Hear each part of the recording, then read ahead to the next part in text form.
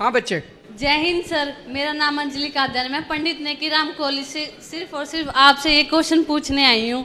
सबसे पहले आपका मैं बहुत दिल से आभार करती हूँ कि आपने मुझे ये मौका दिया।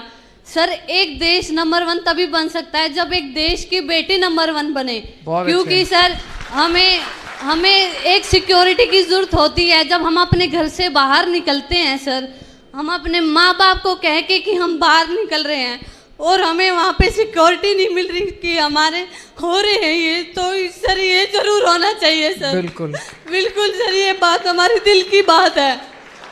मैं सहमत हूँ। ये इनके दिल की बात इन्होंने अपनी नहीं, बल्कि जितनी बेटियाँ आज अपने घर से कॉलेज के लिए निकलती है, किसी काम के लिए निकलती है, उनके माँ बाप को इतनी चिंता रहती है कि पता नहीं सुरक्षित वापस आएगी क्या।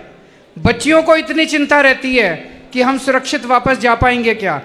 इसी वजह से कई बेटियां आगे पढ़ने या नौकरी करने से वंचित रह जाती हैं।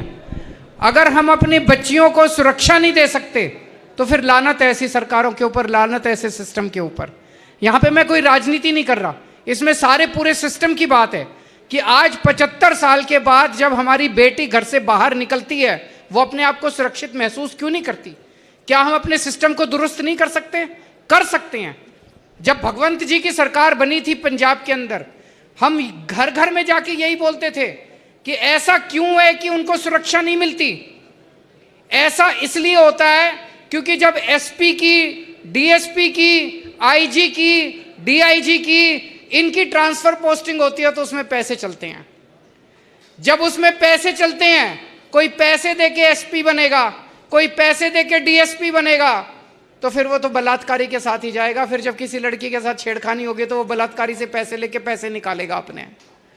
जब से ये बने हैं, एक भी ट्रांसफर पोस्टिंग में, पुलिस की एक भी ट्रांसफर पोस्टिंग में पंजाब में पैसे नहीं चलते। जाके पूछ लो किसी से भी। अगर हमारा सिस्टम ईमानदार होगा, अगर हमारी पुलिस ईमानदार होगी, मजाल जो किसी बेटी के साथ कुछ हो जाए।